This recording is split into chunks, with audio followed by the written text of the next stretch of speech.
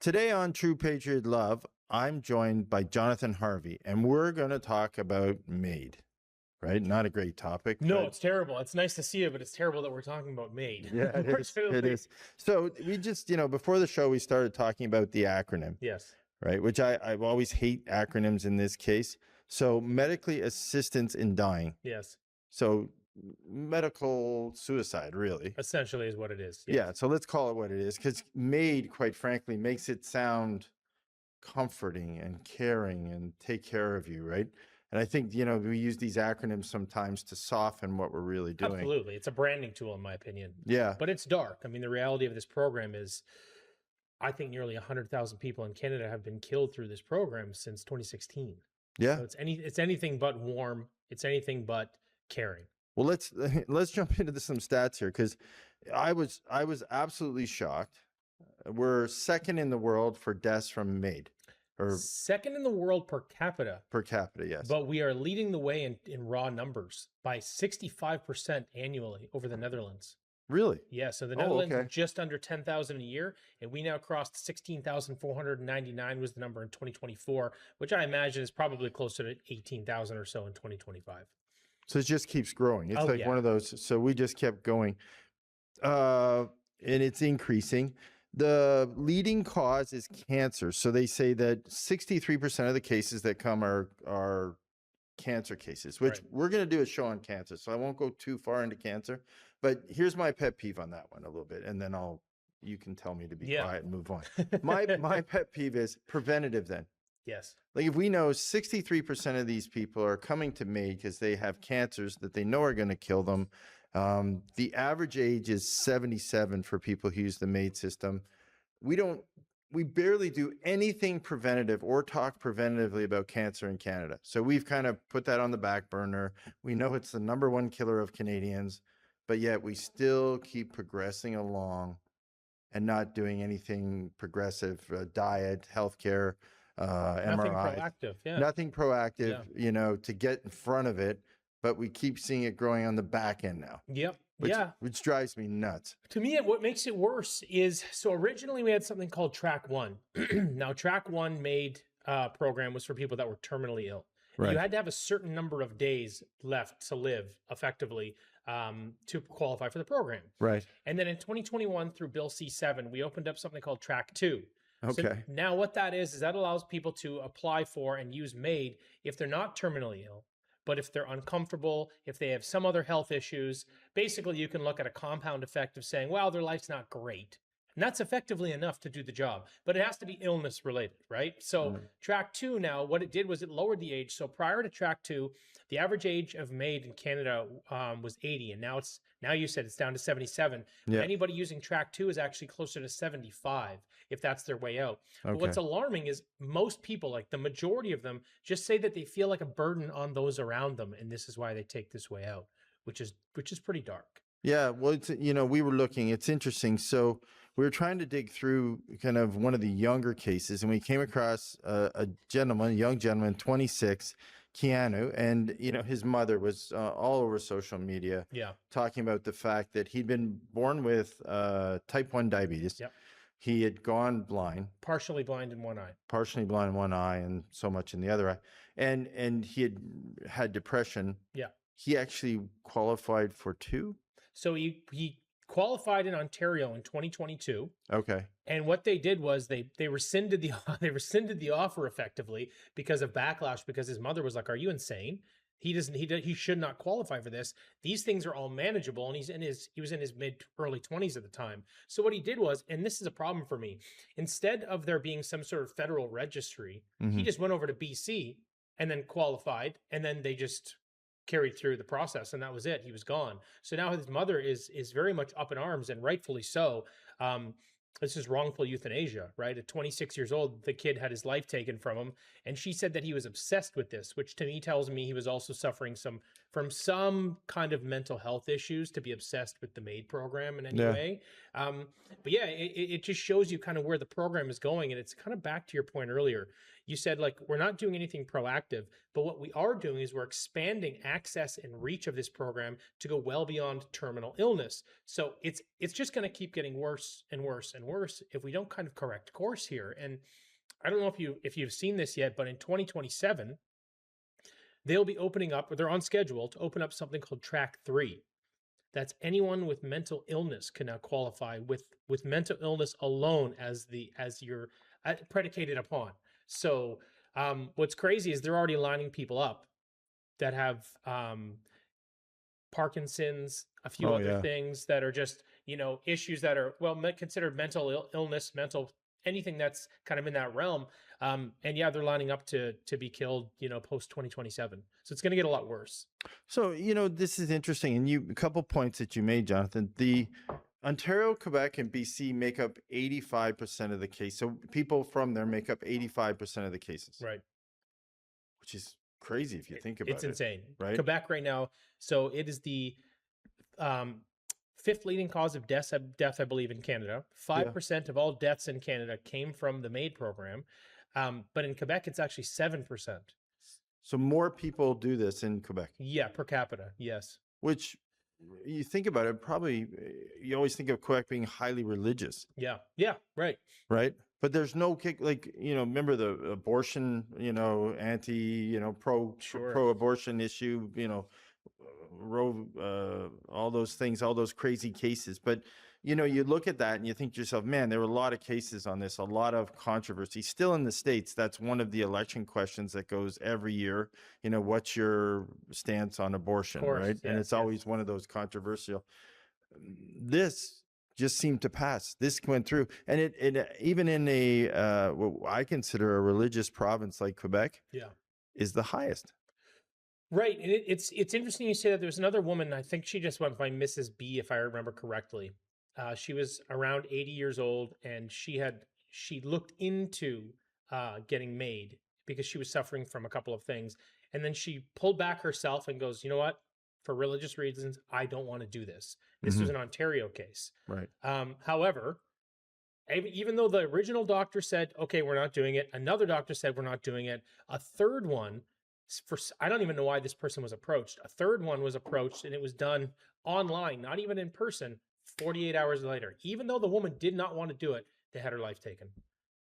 Really? Oh, the program's a mess. The program, there is over 450 cases that what they're considering, maybe malpractice would be the word, in the last 5 years for MAID in Ontario alone. That the problem is this, they're like sort of looking into it. They openly admit that there's 450 cases over 5 years that have been or are being considered malpractice, but there doesn't seem to be any accountability here. Well, the interesting thing, so I went back and, legislatively, I was curious because I'm thinking to myself, I don't even remember MAID. I don't even remember the program. I don't even remember the resurgence of it. Yeah. I'm trying to think, did I ever remember that? I probably read it and I probably thought, oh, that's because I grew up only thinking that the place they could do this was Switzerland. Right. That was kind of how in my day. But, 2015, the Supreme Court rules that criminal prohibition on physically assisted dying violated the Canadian Charter of Rights and Freedoms. So they overturned it. Yep. Right? The Supreme Court went to the Supreme Court, Carter versus Canada. And then they said the court gave the Parliament 1 year to create a new law. I don't know why they gave them the timeline. I don't know why they were so Adamant to move it forward. Yeah. 2015, the Trudeau era? Yep. Yeah. Right. So Yeah. this was something that was on their mind. Obviously, they wanted to move this forward. As you mentioned, Bill C-14 comes in and we're off and running. Now, the vote, this is interesting. I thought this, because I went back to the vote. I'm thinking, okay, Bill C-14, I should have remembered this. It passed in the Senate 44-28. Pretty resounding, to tell you the truth. Is. Then it passed, I think, and I'm trying to find it here, it passed here it is, the House, 186-137. That's also pretty strong. That's also a lot of support. That's bipartisan support. Yeah. Yeah, that's surprising to me. I think that this was sold as compassion. Right. And I think people were convinced that that's what it was. And I'm going to be honest with you, maybe that is what it was originally planned to be. You know, in 2016 they had just over 1,000 deaths via MAID. Mm-hmm. I don't think you could have asked anybody that voted for it that they would have seen 10 years later that that number exploded to 20,000 a year and included people that were not terminally ill, and now we're on track to let people that have mental illness. I don't think people saw that as the path that it was on. Like Mm-hmm. you said, they were doing it in Switzerland when you were younger, and it never decayed. It never turned into what it is today in Canada. So I went to the stats in Switzerland. You were going in the same path I went. So I'm thinking to myself, okay, if I grew up, since 1942, they did this in Switzerland. I'm thinking this has to be a huge number. Now, Switzerland's a small country. It's Yeah. like 8 million, 10 million people. It's a small country. So I'm thinking, okay, it's going to be, a fourth of ours or whatever, right? It's 1,700 people. And they allow outside people to come in and get it done. Right. So not all the people getting it done are even from Switzerland, but it's only 1,700 people. So I'm thinking, oh my goodness, like we're at 16,000 with primarily from 3 provinces, and there's 1,700, and they've been doing it the longest. Probably they're the most experienced at it. Yeah. And no one at some point is saying time out here. Yeah, because they Like- seem to have reasonable guardrails. Yeah. Right? Like that's what it is. Like, we look at this originally, I think it was looked at as like an alternative to palliative care, effectively, right? Yeah. Instead of fentanyl and morphine, they basically just take your life that day and that's the end of it. Now, it's actually quite a brutal process. It's nowhere near as peaceful as palliative care. I think if people knew what it was, they would be pretty turned off by it. Mhm. But anyway, that's probably a conversation for another day. For me, what's driving it in Canada, when you look at the numbers, are cost savings. That's effectively what this is, and 100%. they have said that this program is going to continue to expand. And there was one report, and it wasn't verified, but it wasn't really refuted either by the government. One report said that between 2027 and 2047, we could see up to 14 million people taken by this program. That is bananas. 14 million people. Well, yeah, that's a big number. That's Christ, huge. That's a huge number. But That's crazy. But the thing is, I started thinking, why would they be doing this? And then I looked into it. In 2020, I believe it was 2020 or 2021, they basically said we saved $150 million by providing MAID care instead of palliative and other care. So then you kind of do the math and you go, okay, well, about 10,000 people had their lives taken that year. So we're talking about $15,000 of savings per person. And then you look at our deficit, you look at our cost, our spending issues, and you go, oh, if they can throw 15 million people on that list, well, now you're saving hundreds of billions of dollars. Now it starts to make a little more sense. Well, yeah, and then you look at it, it's interesting because we do this on our budget show. There's roughly 8 million people over, I think it's 8.1 million people over 65 today. Right. They're talking about that going up over 10 million, 2035, 2036. Yep. So, that we see that, number of new Canadians going down as far as births, number of older Canadians going up. So we see the curve reversing, right? The two are going in different directions. Low productivity. We're a country, we talk about this on almost every show we do now, and we bring it up constantly. We're a low productivity country. Yes. Our productivity needs to increase to sustain. So we know these things are happening. MAID comes in and it starts to ramp up. We don't have any more money for it. What can we do more for healthcare? I guess we could build another 3 hospitals. We're building these mega hospitals anyways, Cripes. Every time we have an issue, it's let's pay them more. Yeah. Let's build another hospital, but we don't realize the system doesn't work. So it's effectively putting a Band-Aid on a broken leg. yeah, we throw more money at the medical healthcare system Than anything. than anything we have in Canada, because we don't want to address. We know what it is. We know how broken it is. We know the doctors are a mess. We know all that. We know the billing's a mess. We know the functioning of it is a mess. We know all of that, but we want to ignore all that because it's votes, right? Yes. And we want to do this thing where we say, okay, hey, citizens, we're going to give you another hospital, right? Which is great because a bunch of construction guys get a bunch of work, and Sure. It's good for the There's economy. secondary benefits. Yeah, it throws some jobs. It makes a bunch of guys, who build hospitals really happy because that's a very specific niche to do, and there's only so many companies that can do it. So it makes them super happy. I get it. But what does it do for palliative care? It does nothing, right? A hospital's not used for palliative care. They don't do huge palliative care centers. You know, they're starting to do a few of them here and there, but Yeah. still it's pretty small. So the overall plan is going in that direction. Yes. But Canadians seem to be okay with it. That's what I can't figure out. Like politicians have already said, okay, you know, unanimously they agree, it went through, but they keep letting you expand. So now your track 3 you're talking about, Yeah. you know, so now I don't take care of myself, or I just have bad genetics, quite frankly, and I come down with Parkinson's. But, you know, I went through it. So, you know, personal story, I went through it with my mom, right? But she was pretty happy. She went 8 years, you know, and things declined. And the last couple of years were rough. But overall, you know, I had someone who, you know, still spoke to me. You know, I got 2 minutes at the end, you know, a day where she would have a really lucid conversation with me about something in the past.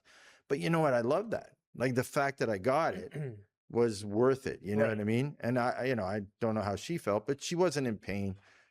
She wasn't unhappy. She wasn't doing all those things that I worried about. She was fine. She was a happy person with, you know. Right. Yeah. Of course. Yeah. I mean, they're using it like they're lining people up for Alzheimer's, dementia as well. And it's all, again, what are we doing preventatively? What are we doing to try to make people's lives better beforehand? And it seems that we just don't care. And if you reverse engineer the system, like you said, it seems that they're not really considering any other path. That's why I actually genuinely don't think it'll be 14 million people between 2027 and 2047. No. I don't. I think it could be several million, maybe up to 5. But the fact that they haven't refuted that, to me, tells me that they're on one path. Right. And like you said, they're not building these large palliative care centers. We have an aging population. It's only going in one direction. And it seems that people are becoming okay with this over time because there's a slow drip of new information. It's slowly increasing, slowly. I mean, relatively speaking. Yeah. And they're slowly increasing the track from 1 to 2 to 3. Now, I don't know if you remember this. About 2 years ago, they were trying to push for track 3.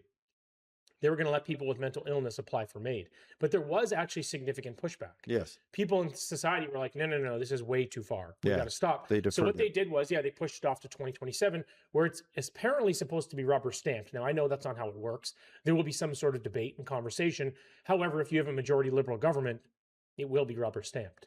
Oh yeah, this definitely is an initiative that they want to get behind and they feel needs to happen, right? Yes. So, but it's interesting, and you know, some things I think we could do now. So I looked at it, and the first thing that came to my mind was age restriction. Yeah. So like, okay, I get it. You know, you're on this path. Allowing an 18-year-old to enter the system, to me, is just bizarre. Insane. Yeah, to me, it's like, who is thinking, you know, so this gentleman who's 26, right? Now, the sad part of that is technology might have caught up with him. That's how I see things. I think anything that's wrong with you today, if you're under 50, there's a good chance it'll be solved in the next 10 years. Exactly, right? Like, so, like, you know, I know he was down and he was depressed and things weren't going well, but quite frankly, you know, just saying, like, you know, hang on till you're 50. Right. And if by 50, it's still not like, and I don't know if 50 is the magic age. No, but it's a good place to start. Why not? Why not make it 50? But 18 to me seems ridiculous. I don't know, when this thing passes, I'm shocked when I read through it that was even a consideration. Because right away, if I'm sitting in the legislature, I'm sitting in the House, and that comes across my desk, I'm like, 18? Are you crazy? Like, make it 65, what used to be the retirement age. That's the number I would have picked. Yeah. Like, peg it to something that we can kind of, you know, say, and at least we're using a rationale for it. But the fact that we're allowing, like, which people who have no experience in life. Of course, when you're 18, your brain's not, especially as a man, your brain's not fully formed until you're in your mid-20s. Like, well, and even this gentleman never, I don't think he ever had a job. No. Right. So unfortunately, quite frankly, his life experience was probably minimal, a little bit of school. He probably struggled with school because of some of, you know, trying to work, and he was probably taking special education to get through some of the challenges he had, which was bumming him out. Right. But, you know, you look at all the brilliant people in the world, Bocelli, all the people that were blind or had disabilities, they went on to do brilliant things. Yeah. And you're like, my goodness, like giving up on these people at such a young age. And at certain ages, in your 20s, I don't know many 20-year-olds who don't go through some form of depression. For sure. The 20s suck, right? You're figuring your life out. You're not really, your emotional capacity is pretty low. You don't have Yeah. enough experience. And it's like the first time you go through anything, it can be devastating. The fifth time, you're kind of like, oh, okay, been here. Yeah. No stress. But it's like you're doing a lot of firsts through your 20s. So to say that that's enough of a metric to call it quits is insane to me. Oh, yeah. No. Well, and quite frankly, in your 20s, you're really going through a lot of biological changes For sure. still, right? Your mind, to your point, you're going to work, you're trying to figure out how to deal with different forms of authority. You're trying to figure out how to make income. All those things are happening to you. And all on top of it, if they get sick, they're trying to figure out how to manage their independence versus their parents. There's so many things happening. You're overcoming adversity. Yeah. That's the thing, but I don't think people realize, and I think this is your point, and I totally agree with you. Life is all about overcoming adversity. That's how you become a much better and more complete human. That's how your life gets better. As you face challenges, you overcome them, you put more tools in your belt, then you're just a more capable individual with more versatility. But now what they're saying is, as soon as you meet adversity, we're willing to call it mental illness, because let's be honest, they call everything mental illness these days. And then once you qualify under mental illness, well, now you can just take your own life. Catch you later. This is insane. This is categorically insane, and there's no way this should be happening. And I hope in 2027 enough people push back. I hope there's a strong support from this side, the way we feel, to say, hey, look, we need other guardrails here. We need a stopgap measure, because this is ruining the country. So does three definitely doesn't, like, in my mind, pushing back means 3 doesn't go forward. That's my feeling as well. Right. What happens to 2? So track 2. So track 2 is death is not reasonably foreseeable. So this is the one where you've kind of been in pain for 10 years. This is this gentleman we're talking about. He had type 1 diabetes. His vision was going. And so he went to BC, and that's how he had it done. So, like, how do we curb it? Well, does type 2 or track 2 go away? Well, track 2 was done through Bill C7 in 2021. They'd have to do some sort of formal process to repeal it in some capacity.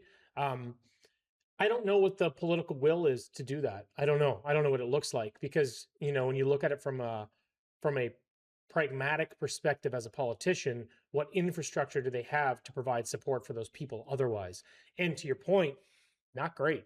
So I don't think you're going to see a lot of pushback, because I think people that are in looking at their political career and looking at advancing their political career, if they make decisions that make taxpayers put more money towards something, what does that look like for a politician? Generally bad, no matter what it is. So if repealing track 2 or changing it or increasing the guardrails means that this number gets lowered significantly, and therefore that cost gets put on to taxpayers in some other capacity or some other degree, and it's significantly more, how are you going to get politicians to jump on board? In fact, how are you going to get the media to even support that, seeing that they're in lockstep with the government? But I'm with you. But to me, sort of that, if I'm a politician, this is where the risk gets a little high, right? And I'm trying to do kind of a risk analysis on which side I sit on, right? Because a bunch of people are sitting in this track 2 category that science may catch up with. So you'd hate to have that stat where, out of 2 million people, 600,000 are sitting in track 2. Yes. And in 10 years, you could have saved arguably 400,000. Yeah, 500,000 people. So, and you're going to say, because then, quite frankly, now you might say, I probably won't be around by those 10 years. So there's no politicians who won't. But those ones who will and still be in the system and still be alive are going to be like, I'm going to be demonized. Like, at some point, like, the world's going to say, man, you were putting these people to death, and you were allowing them to die when you knew that science might catch up to them. Whether, they're going to give them a new spine, whether they're going to give them new eyes, whatever they're going to do, right, is coming down that track. And you saw that, because you got Elon Musk, right? Yeah. Elon Musk, this morning I was reading some stuff, and he's saying money will not be relevant because of AI and not very long. Yeah. So he's now talking about the fact that our concern about wealth is going to be insignificant because AI is going to change that. And it's a whole other Sounds show. nice. It's a whole other show, Yeah. but he has a whole philosophy, and I Yep. was trying to follow it. It's a little bizarre at points, but I was trying to follow it He's all. proven himself, so I give him the time, but I agree with you. Yeah, but you know, it's interesting that, you know, he's talking about the fact that AI is going to change this. Yes. The fact that we're going to potentially do away with this many people before all this technology gets up, and then you're going to be sitting on that side, and people are going to say, "Well, why did you?" I think I think what they're going to have in their favor is they're going to have we're playing what ifs right now. We don't Yeah. have answers, so they're going to say, "Well, I don't know. What if the world ends in a week?" Okay, cool. I guess you could say that too. So they're going to play this game of what ifs to justify, I believe. But I think it really comes down to this: how does the media frame the MAID program? That's what I really believe it comes down to. If enough people in Canada get to understand what this program is really doing and how bad it is, I think we could see something change, because it will stretch the Overton window. So politicians will go, it's in my best interest today to make some changes. If the media does not take that approach and they continue to run cover for politicians and continue to make this seem like effectively it's better than palliative care, which we know that it's not, if they keep playing that game, then I don't think enough Canadians will understand what's happening before it's too late. And I don't think that they will villainize the politicians. As I mentioned, you and I both know this quite well. Our mainstream media is in direct lockstep with our government. Over 85% of them are funded by them. So I really think this comes down to, and I hate to say it because so many lives are at stake, I think this comes down to branding and messaging, which is pretty dark. Yeah, MAID. Yeah.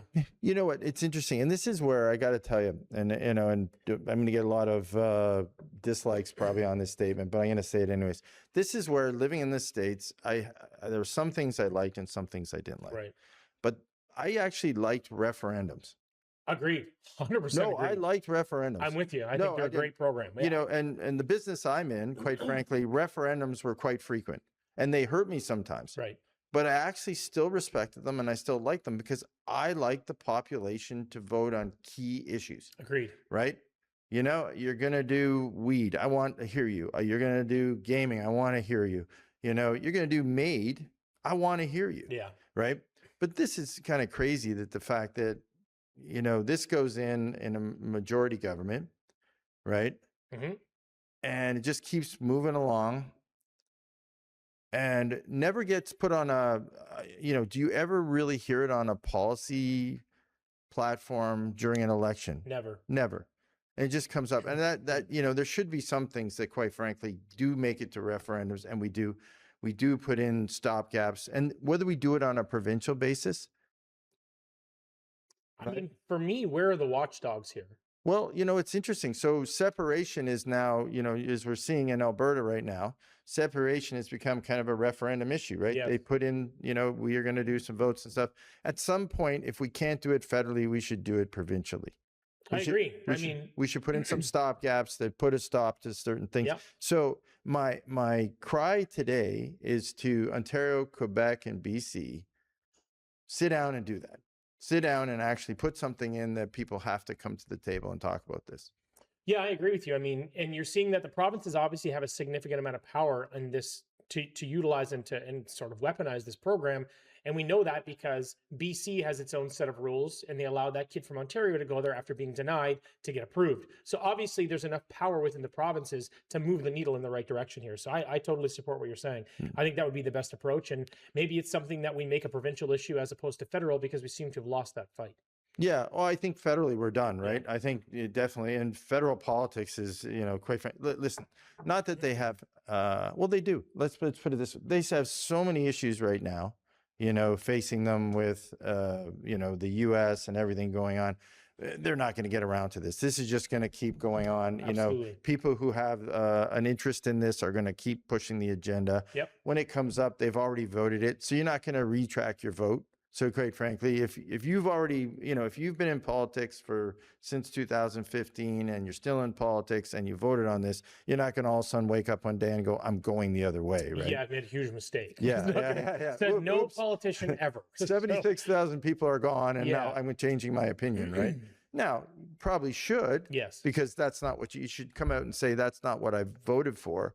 but they won't. No, right? because then you're admitting fault. That to your point about retracting the program and changing pace here. Yeah, I just don't see it happening because for some people it would be political suicide. So it's a very challenging thing to overturn, especially like you said at the federal level when they've got much bigger fish to fry in a program that's actually saving them money. So we're in a tough spot here. It's Yeah. just one of many, but we're in a tough spot.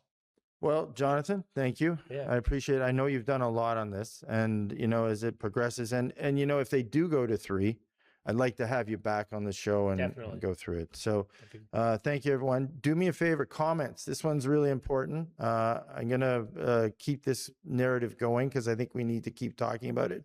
And please download our app. And thank you. All right. Thanks, Paul.